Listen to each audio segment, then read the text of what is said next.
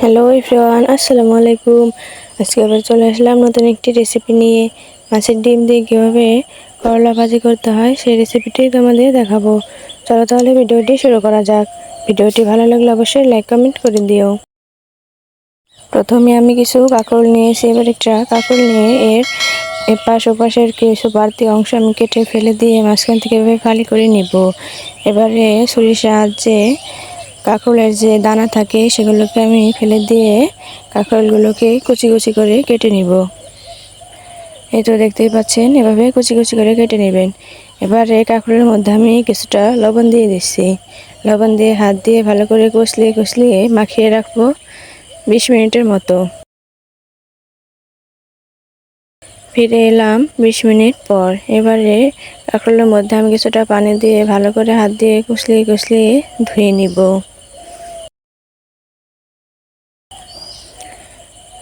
এই তো ধোয়া হয়ে গেছে।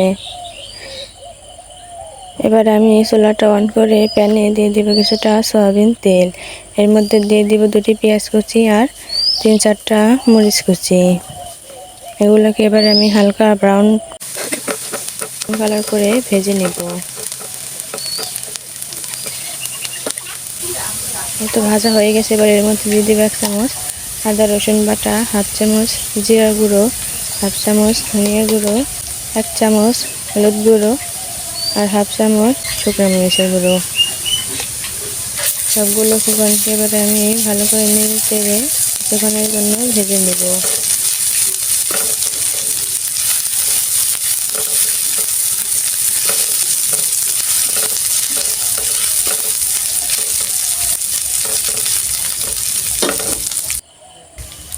তো ভাজা হয়ে গেছে। এবার এর মধ্যে কিছুটা আমি পানি অ্যাড করে নেব।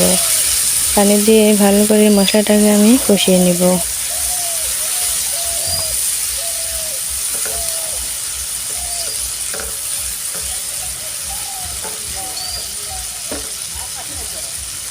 এবারে এর মধ্যে দিয়ে দেব পরিমাণ মতো লবণ। লবণটা যা যা স্বাদ মতো বাড়িয়ে কমিয়েও দিতে পারেন। হালকা নাড়াচাড়া করে দেব। এবারে এর মধ্যে দিয়ে দেব মাছের ডিম। আমি এখানে রুই মাছের ডিম নিয়েছি। এবারে এটাকে চামচের সাহায্যে ভালো করে নেড়ে চেড়ে কিছুক্ষণের জন্য কষিয়ে নেব। একটি ঢাকনা দিয়ে এই পর্যায়ে আমি ঢেকে দিচ্ছি। 5 মিনিট পর আমি ফিরে এলাম।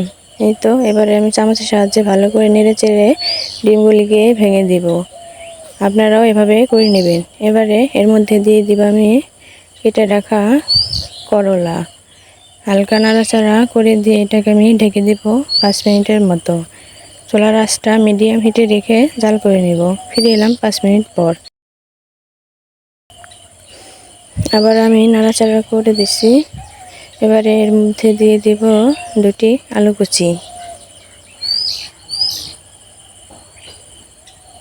একটু নাড়াচাড়া করে আমি আবারও ঢাকনা দিয়ে 5 মিনিটের মতো জাল করে নেব।